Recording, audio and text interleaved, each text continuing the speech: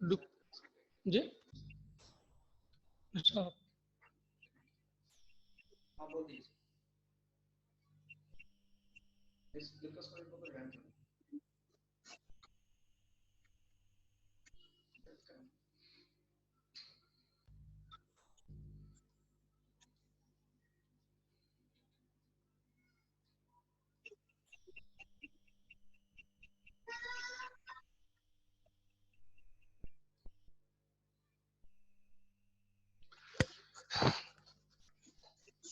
आज जो पराना जो है, आज जो है दिक्के आमा इंटेस्टाइनल ट्यूबरकुलोसिस।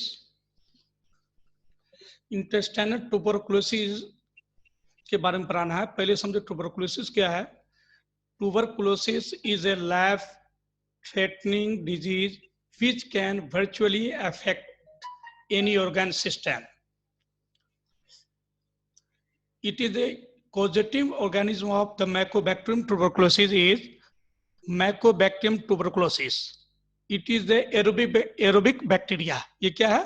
एरोबिक बैक्टीरिया है जो ऑक्सीजन में जिंदा रहता है। और इसको मैकोबैक्टीरियम ट्यूबरकुलोसिस को एसिड फास्ट बेसिलस भी कहते हैं।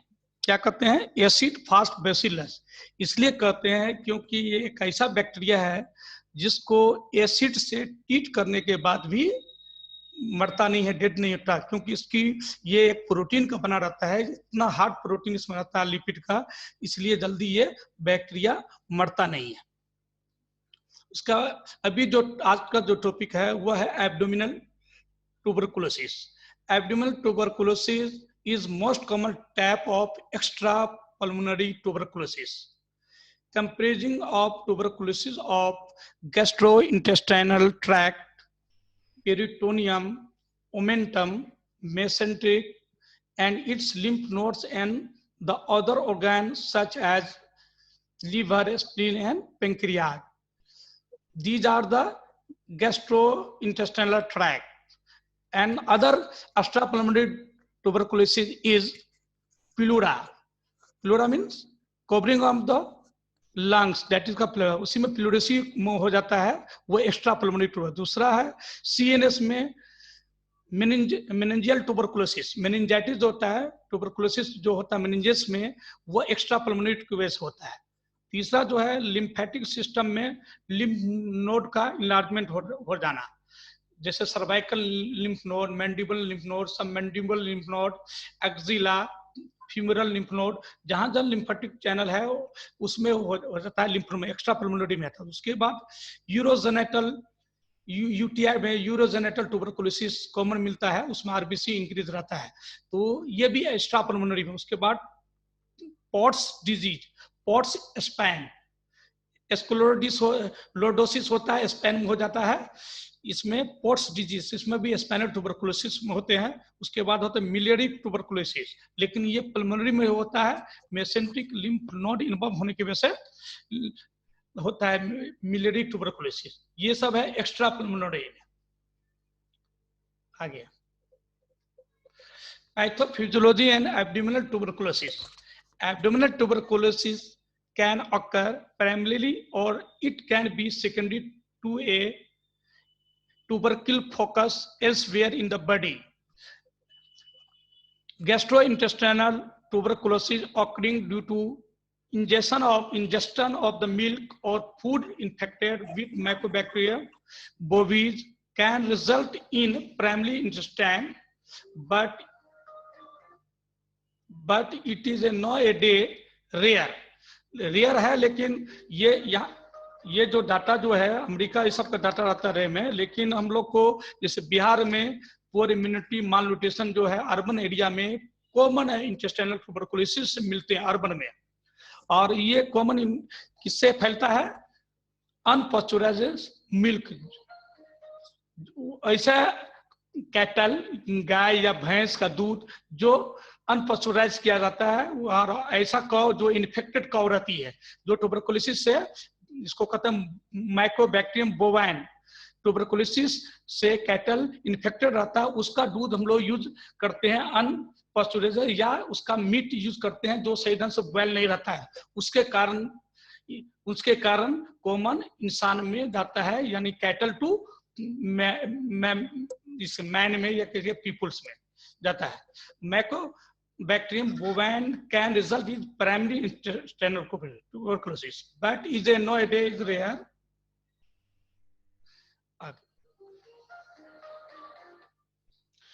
Firstly, the tubercle, it is a pathophysiology.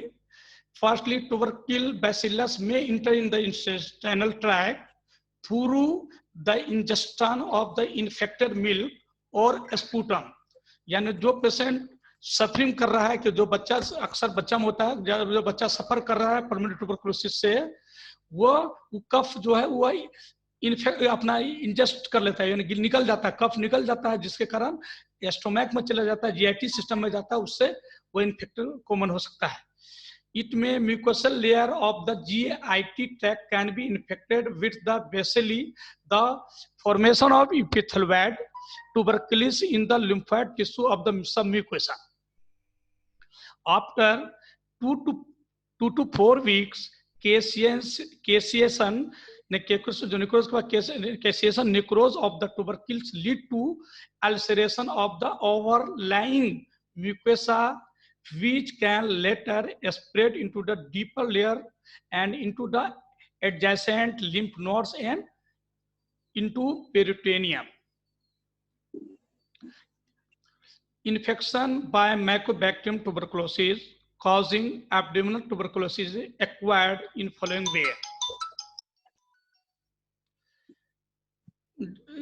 Dissemination of primary pulmonary tuberculosis in children. Common ये 5 साल से 14 साल के tuberculosis बच्चे में इंटेस्टाइन ट्यूबर होता है, और उसे मीडियम भी मिडिल एज में भी मिलता है, 20 से 40 तक में भी मिलता है, और मेल से ज्यादा फीमेल इसमें इन्फेक्टेड होती है due to poor immunity, protein deficiency, malnutrition. So following the infected sputum active pulmonary tuberculosis, hematogenous dissemination from the focus on the active pulmonary tuberculosis all miliary way. Hematogenous dissemination, do you know hematogenous dissemination for the focus active pulmonary tuberculosis? यानी blood circulation में ये bacteria चला जाता है, उसको bacteria कहता है, वह इन्वॉल्व हो जाता है, इन्वॉल्व होने के कारण हिल्मो होता है, और उसके कारण स्पैन में भी हो जाता है, उसके बाद ब्लड स्ट्रीम जहां ब्लड लिम्फेटिक्स में हो जाता है। Mycobacteria can spread from the infected adjacent organs like the fallopian tubes. उसके बाद ये फैलोपियन ट्यूब तक इन्वॉल्व हो सकता है। Intestinal infection can occur by lymphatic or spread from the infected mesenteric lymph node. Mesenteric lymph node के पूरा lymphatic channel में ये spread कर देता है। Mycobacteria can also get diminished through bile from the tubercle granula of the liver. यानी bile का जो रास्ते फर्स्ट पार्ट जो इन करता है बाइल, तो उसके द्वारा पेनिट्रेट करके लीवर को इन्वॉल्व कर सकता है। इस पेरिटोनियम में देखो, पेरिटोनियम लेयर ओमेंटम, उसके बाद एसाइटिस कॉज करता है इसमें, अक्सर ट्यूबरकुलोसिस में इन्वॉल्व होने के बाद ओमेंटम ऑफ पेरिटोनियम इन्वॉल्व होने में एसाइटिस कॉमन कॉज करता है। Ascites means abnormal accumulation of the fluid in peritoneal cavity, that is called ascites. दूसरा है mesenteric lymphadenopathy.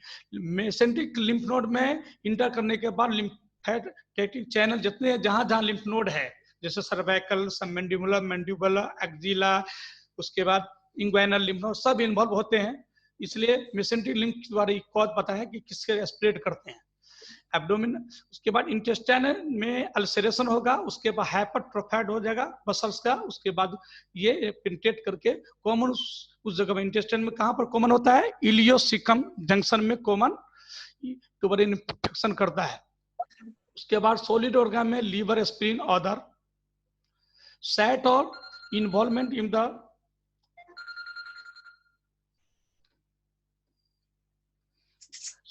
site involvement in abdominal tuberculosis. इसको बंद कर दो। गैस्ट्रोइंटेस्टाइनल ट्रैक्ट जीआईटी में कॉमन कहाँ होता है, इलियोसिकम जंक्शन के लिए। क्यों? यहाँ इलियम में स्पीड फास्ट ऑब्जर्वेशन होता है और डिले रहता है ऑब्जर्वेशन, क्योंकि इलियम से इलियोसिक्सम जंक्शन है, एक नामी है जंक्शन, भीड़ है, रुकावट है, इलियोसिक्सम जंक्शन में जाता है, इसलिए वहाँ फास्ट ऑब्जर्वेशन हुआ, वहीं पर पेयर पैचेज रहता है, इसलिए इसमें सबसे ज्यादा इलियोसिक्सम जंक्शन में होता है। उसके बाद क्या होता है, अपेंडिक्स में ट्यूबरकुलोसिस होता है, उसके बाद असेंडिंग टॉरन, फिर सिग्मोइड कोलन, नीचे में जाइए जेजुनम में, डोडेनम में, स्टोमैक और इसोफेगस में इन्वॉल्व बहुत कॉमन नहीं होता है, रेयरली होता है।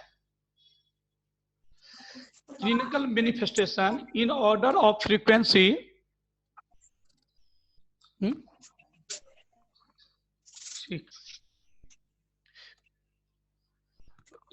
in order frequency abdominal tuberculosis manifest as tubercular lymphadenitis, peritonitis and hepatosplenic and pancreatic tuberculosis। देखो ये सब हेपेटिक पेंक्रियाटिक ये कॉमन नहीं होता ट्यूबरकुलोसिस में, सब एब्डोमेन ट्यूबरकुलोसिस मेन में कॉमन है, उसमें ये पार्ट इलियोसिक्सम ही मेन कॉमन है। The clinical manifestation depends on the sites and type involved। इसमें जो इन्वॉल्व सेट्स के बाद डिपेंड है, उसके बाद उसका टैप है। फीवर जो होता है इसमें जो होता है अक्सर ट्यूबरकुलोसिस में, माइकोबैक्टीरियम ट्यूबरकुलोसिस जो इंटेस्टाइन ट्यूबरकुलोसिस में क्या, fever, evening rise the temperature और नाइट स्वेट, ये इंपोर्टेंट फीवर का टाइप पे क्लासिफाइड है। And malaise body ache, anaemia, loss of weight, weakness,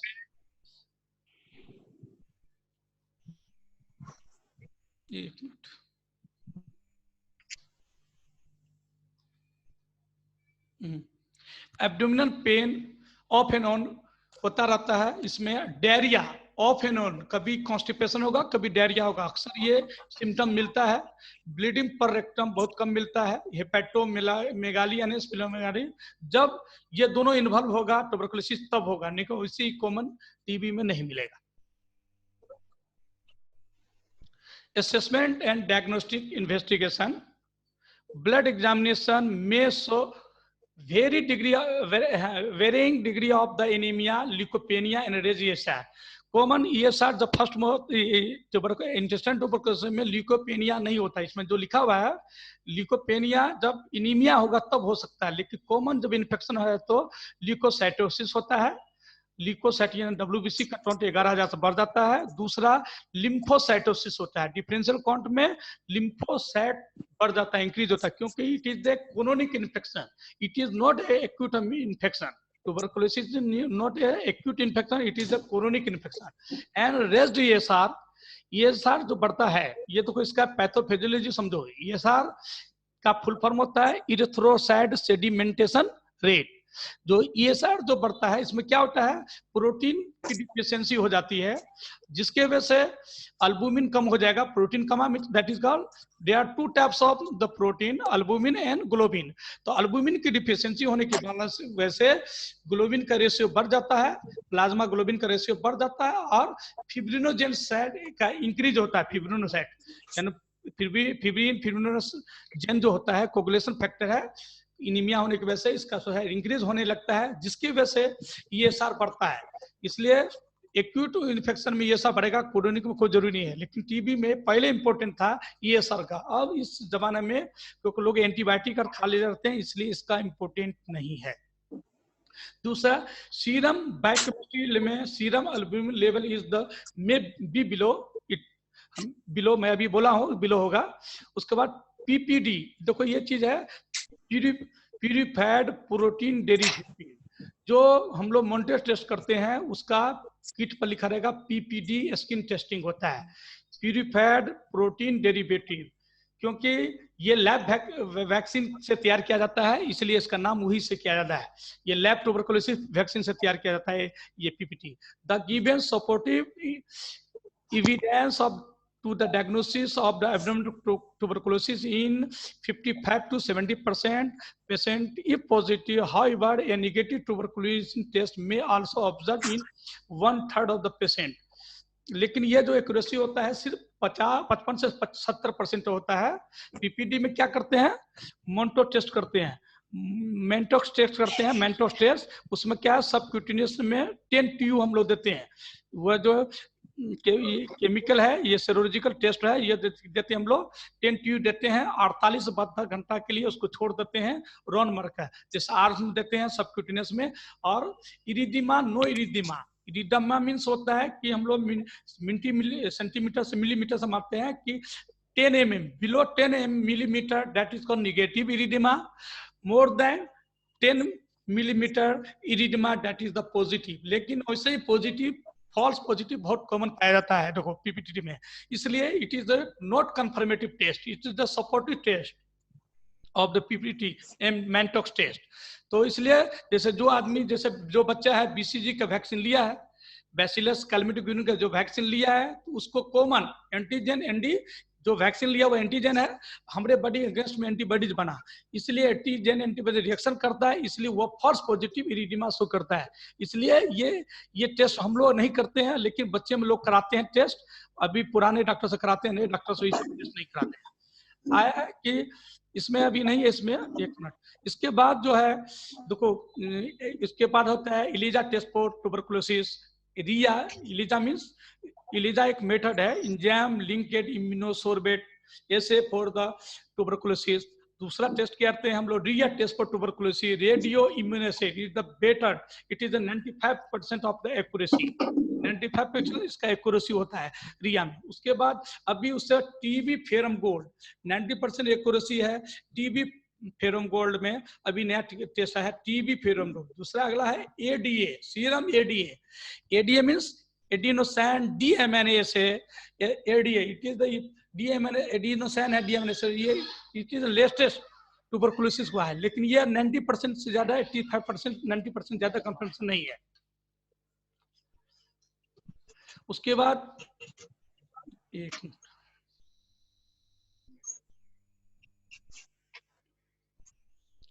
देखो तो उसके बाद इमेजिंग टेक्निक में plain x ray abdomen and chest x ray, इसलिए कि plain x ray abdomen in erect and supine film में is use the simple investigation use करते हैं। बेरियम स्टडी ये भी नहीं होता है। Barium constant study are useful the diagnosis of the intestine tuberculosis, it has been document that the barium study are useful in 75%.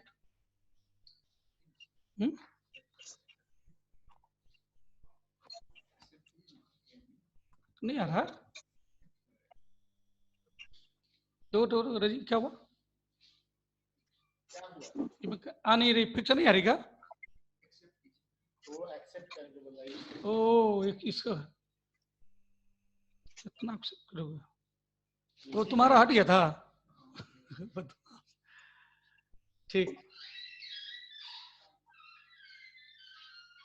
देखो इसका एब्डोमेन चेस्ट एक्सरे हम लोग इसलिए कराते हैं, चेस्ट एक्सरे हम लोग इसलिए करते हैं कि सेकेंडरी इन्फेक्शन में जैसे एक्स्ट्रा पुल्मोनरी में बाद में इन्वॉल्व हो सकता है पुल्मोनरी एरिया में, इसलिए हम लोग उसको कभी कभी लीजन मिलते हैं, जरूरी नहीं है कि वो लीजन मिले, समझे, इसलिए लोग हम लोग टेस्ट करा लेते हैं।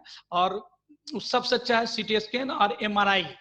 एमआरआई जो है ये मेन है, MRI is the when the या CT scan has no added in advance in the diagnosis of abdominal tuberculosis, hence utilization in abdominal tuberculosis limited. उसके बाद इंडोस्कोपी से हम लोग विजुअलाइज करके ट्यूबरकुलोसिस लीजन को दे सकते हैं। उसके बाद लेप्रोस्कोपी मेथड से उसको इफेक्ट देखिए, लेप्रोस्कोपी एग्जामिनेशन से इसको हम लोग देखेंगे प्रोटीन वॉल में कहाँ क्या है कि ट्यूबरकुलोसिस का लीजन मिलता है कि ट्यूबरकुलोसिस लीजन देख सकते हैं। उसके सॉफ्ट टिश्यू बायोप्सी करके उसको हम लोग बायोप्सी से उसको देख सकते हैं ट्यूबरकुलोसिस। उसके बाद एक medical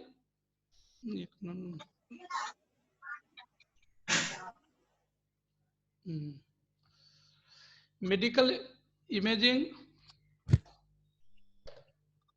medical management of clinical and tuberculosis abdominal, main management इसका है देखो, conventional anti tubercular therapy for the least 6 month including 2 month initial.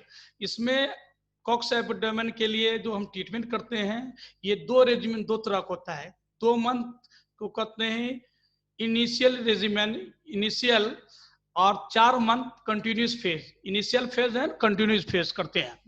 तो 2 मंथ जो इनिशियल फेज करते हैं, HREZ करते हैं। H means isoniazid, R means R is rifampicin, E for ethambutol, Z for pyrazinamide. इसमें तो लिखा हुआ भी है। आइसोनियाजैड का मीन डोज देखो 5 milligram per KG body weight से हम लोग देते हैं। रिफाम्पेसिन जो है 10 milligram per KG body wait देते हैं। इथाम्बुटोल जो है 15 से 20 milligram per KG body wait हम लोग देते हैं। एंड पाराजिनामाइड 25 से 30 milligram per KG body wait हम लोग देते हैं। ये बॉडी वेट हुआ, ये 4 मंथ के लिए। 4 मंथ में यानी 4 महीना का जो उसमें पाराजिनामाइड नहीं देते हैं, आइसोनियाजैड, रिफाम्पेसिन, इथाम्बुटोल, ये 3 ही मेडिसिन देते हैं, चौथा पाराजिनामाइड नहीं देते हैं। उसके बाद एक minute, monitoring during treatment the patient with tuberculosis required carefully monitoring adverse effect since hepatotoxicity may be used the, जब हम लोग इसके वो टेस्ट करते हैं, SGPT, SGOT, सीरम बिलिम करते हैं हेपेटोप्रोटेक्टिव टेस्ट करने के लिए। इसमें क्या है कि इसमें अगर हेपेटोटॉक्सिसिटी अगर रहेगा तो रिफाम्पेसिन, आइसोनियाजैड हम लोग पाराजिनामाइड देते हैं, इथाम्बुटोल देते हैं, और उसके बाद स्ट्रेप्टोमाइसिन जोड़ते हैं। लेकिन स्ट्रेप्टोमाइसिन भी रीनल पैरेंकाइमल डिजीज में हम लोग स्ट्रेप्टोमाइसिन नहीं देते हैं, क्योंकि स्टोमैटिन इम्यूनोग्लाइकोसाइड है, वो क्या है, स्ट्रेप्टोकोकस है, ये जो है वर्टिगो कोज करता है, दूसरा रीनल टॉक्सिसिटी सीवियर करता है स्ट्रेप्टोमाइसिन, ठीक है, इसलिए हम लोग उसमें नहीं देते हैं। लेकिन जनरल में जब जोंडिस रहा है उसमें रिफाम्पेसिन, आइसोनियाजैड, पाराजिनामाइड बनकर कम्बुटोल, इथाम्बुटोल देते हैं। हम जो लोडिंग डोज में देते हैं 25 इथाम्बुटोल, तब 20 से 25 मिलीग्राम पर केजी पे देते हैं, और उसके बाद स्ट्रेप्टोमाइसिन 0.15 मिलीग्राम पर केजी पे से हम लोग देते हैं। ये इसमें है। उसके बाद हेपाटोप्रोटेक्टिव मेडिसिन साथ में ऐड करते हैं। उसके बाद सर्जरी में लेप्रोस्कोपी, लेप्राटोमी, लेप्रोस्कोपी देखना जहां लीजन है, जैसे परफोरेशन हो गया, ऑब्स्ट्रक्शन हो गया ट्यूबरकुलोसिस इंटेस्टाइन, उसके बाद तब लेप्राटोमी पूरा पेन खोल कर उसको रिपेयर करते हैं, कोलोनोस्कोपी करते हैं। के बाद nursing and maintain the body temperature, implement fever relation, ये सब हम लोग फीवर देखना ही है। Conclusion, barium, thank. एक मिनट खोलो तो, सबको खोल दो तो, एक मिनट सबको ओपन कर दे। जो क्लास जो पूछना है पूछो, डिस्कस जो करना है करो, 5 मिनट टाइम है। अब हम आवाज आ रही है सबको? नहीं सर, आवाज नहीं आ रहा। अच्छा, आवाज नहीं आ रही है? नहीं सर, आ रही है सर, आ रही है। अच्छा, सबको खोल देते हैं, अनम्यूट कर देते हैं तुम लोग को।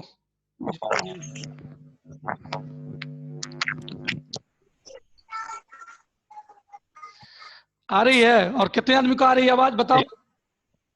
आ रहा है सर, आ रही है आवाज। हाँ तो बताओ, आप कुछ पूछना है तो बुलाओ, 5 मिनट का टाइम है, अभी खत्म हो जाएगी।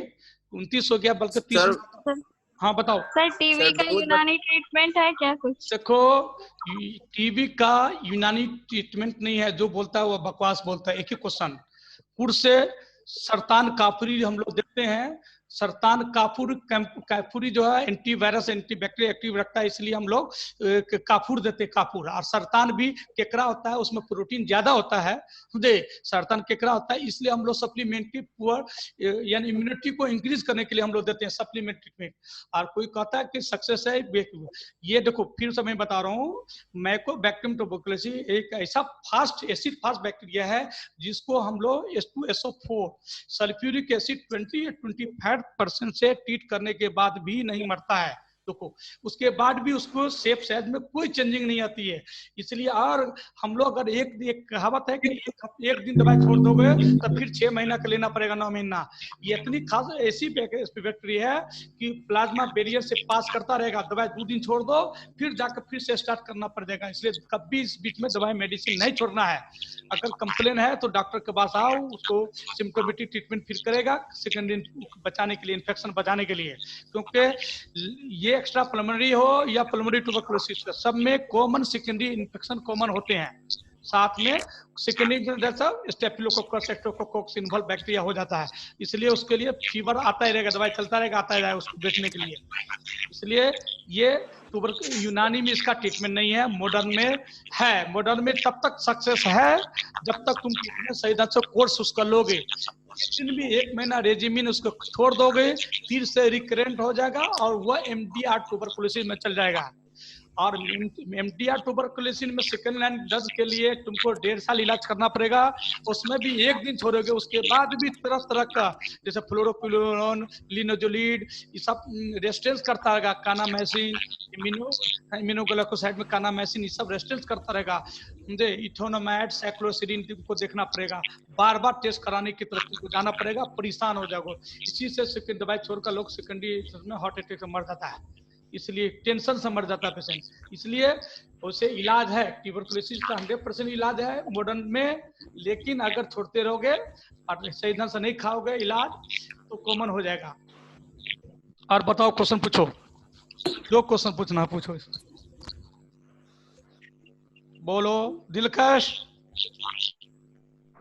नुसरत, अकील, अकील ना, आकिब, आकिब, आकिब। जी सर, आवाज नहीं जा रहा है। हाँ बोलो, नहीं जा रही थी। बोलो। हाँ सर, बोलो। तो दिए सर, ठीक लगता है। हम तो सर आवाज ही नहीं आ रहा था उस टाइम से। हाँ तो बोलो। ठीक है सर, आज ज्यादा कुछ नहीं है। नहीं कितना ही, देखो ट्यूबरकुलोसिस बहुत बड़ी चीज है। हम लोग ट्यूबरकुलोसिस नहीं पढ़ा है, इंटेस्टाइनल ट्यूबरकुलोसिस पढ़ा रहे हैं। सिर्फ जो 15 से 20 एक्स्ट्रा पल्मोनरी में होता है। ये जरूरी नहीं है कि एक्स्ट्रा पल्मोनरी में ट्यूबरकुलोसिस, इंटेस्टाइनल ट्यूबरकुलोसिस मेन है। एक्स्ट्रा पल्मोनरी में हम लोग बहुत हैं, जैसे ट्यूबरकुलोसिस मेनिंजाइटिस है, प्लूरल में प्लूरिसिफिजी है, साइटिस फ्लूइड है, लिम्फ नोड है, सर्वाइकल, यूटीआई, पोर्ट्स स्पैन, मिलरी, ये सब है एक्स्ट्रा पल्मोनरी में। लेकिन ये कॉमन कम पाया जाता है चेस्ट की तुलना, और सेकेंडरी इन्फेक्शन में वही स्पुटम ही से फैलता है, इंगेज करने से जो इन्फेक्शन करता है। तो जो क्वेश्चन पूछना है बोलो। नहीं सर, आज नहीं हम अभी बहुत बताए हैं तुमको, टेस्ट कैसे, टेस्ट का सब चीज बता दें, अच्छा से बता दिए तुमको। एमटी टेस्ट कंफर्मिटी नहीं है, लोग कराते हैं जी सर। हाँ, तो इस symptomatic treatment, diagnosis, clinical observe जो करते हैं बहुत इंपॉर्टेंट है। ये सब ट्यूबरकुलोसिस बहुत बार स्पुटम नेगेटिव रहेगा, सब टेस्ट एडीए नेगेटिव रहेगा, उसके बाद भी हम लोग ग्लैंड देखकर, शेप, पेंसाइल, हार्डनेस, जैसे कोल्ड अपसेस कॉमन होता है ट्यूबरकुलोसिस में, ग्लैंड जो होता है उसको क्या कहते हैं, तो कॉमन होता है ट्यूबरकुलोसिस में, उसमें पेनफुल नहीं रहेगा। वह सब पेशेंट को सिम्टम है, बहुत बड़ी चीज है, इस सब पर ध्यान देना पड़ेगा तुम लोग को। जी सर। हाँ यार, ये और एक तक अर्बन एरिया में भी यही नहीं है कि ये जो डेवलपिंग कंट्री है इसमें भी कॉमन फैलता बहुत ज्यादा है। पूरी इम्यूनिटी वाला तो है, उसमें भी फैला है, इसलिए किसी को भी हो सकता है ट्यूबरकुलोसिस। और एचआईवी इन्फेक्टेड सेकेंडरी कॉज का कोई भी इन्फेक्शन, जैसे हम लोग डायबिटीज से सफर है, पैरेंकाइमल डिजीज जो है उसको, उस सबको कॉमन इम्यूनोसप्रेशन हो जाता है ना, पूरी इम्यूनिटी के कारण कभी भी हो सकता है ट्यूबरकुलोसिस। बोलो, 2 मिनट रहा है। Hello sir. बोलो सर। हेलो। हाँ बोलो। बोलो डोज बता दीजिएगा सर, डोज बता दीजिएगा। Isoniazid, rifampicin, ethambutol. अरे बाबू सुना नहीं, isoniazid 5 milligram per KG body weight से देना है। या आइसोनियाजाइड 9 महीना चलेगा, ठीक है। Rifampicin 10 milligram per KG body weight से देना है, ये इनिशियल टू कंटिन्यूस फेज 9 महीना चलेगा। इथाम्बुटोल 15 से 20 milligram per KG body weight से देना है, ये 9 महीना चलेगा, 6 पूरे रेजिमेन, इनिशियल एंड कंटिन्यू दोनों फेज में। पाराजिनेमाइड 25 से 30 milligram per KG body weight से देना है, लेकिन ये फर्स्ट इनिशियल डोज 2 या 3 महीना को इसमें देना है, इसमें 2 महीना है, इसमें देना है, समझे। Streptomycin 0.115 milligram per KG body से देना, अगर उससे देना है तो, ठीक है। तो ये रेजिमेन हो गया। अब दूसरा आदमी पूछो। हाँ सर, क्वेश्चन है कि सर अगर एक्स्ट्रा पल्मोनरी ट्यूबरकुलोसिस को डायग्नोसिस करने कोई गोल्ड स्टैंडर्ड डायग्नोस्टिक टेस्ट है क्या सर? हाँ, अभी नया लेटेस्ट टेस्ट आता है दूसरा नया जो गोल्ड जो है feron gold tuberculosis feron gold test करते हैं, नया टेक्नोलॉजी है, ये बहुत अच्छा है, एक्यूरेसी 90% एक्यूरेसी है, लेकिन ये भी डीएनए सीक्वेंस से निकाला जाता है, इसलिए इम्पोर्टेंट इसका ज्यादा है, इसलिए अभी कराना चाहिए, लेकिन एक दिन में तुमको रिपोर्ट नहीं आता है, ये हर जगह इजी अवेलेबल नहीं है, इसलिए इसको टेस्ट करने के लिए जैसे 3 दिन 2 दिन बाहर भेजना पड़ता है। जैसे हो सकता है कि तुम रूरल एरिया में भेजते हो तो पटना अर्बन एरिया है तो वहां टेस्ट हो, लेकिन हर जगह नहीं होता है, जैसे दरभंगा बड़ा जगह है उस जगह हो जाए, तो इसलिए 1-2 दिन लगे जब तक तुम, इसलिए लोग कॉस्ट इफेक्टिव नहीं है, कॉस्टली टेस्ट है, 1400-1500 रुपये लगता है, और जो भी ट्यूबरकुलोसिस से सफर करते हैं वह प्योर इम्यूनिटी के पेशेंट तकरीब रहते हैं, इसलिए वो कॉमन टेस्ट नहीं कराते हैं, लेकिन ये test best diagnostic tool of intestine tuberculosis या पल्मोनरी ट्यूबरकुलोसिस के लिए टीबी फेरम गोल्ड, उसी को फिर सब गोल्ड दूसरे नाम से भी जानते हैं तुम लोगों ने। बताओ दूसरा और कुछ पूछना है? हाँ थैंक यू सर। बोलो। सर कौन बोल 9 मंथ के ट्रीटमेंट के बाद फिर मतलब दवा रिड्यूस कर आवाज टकरा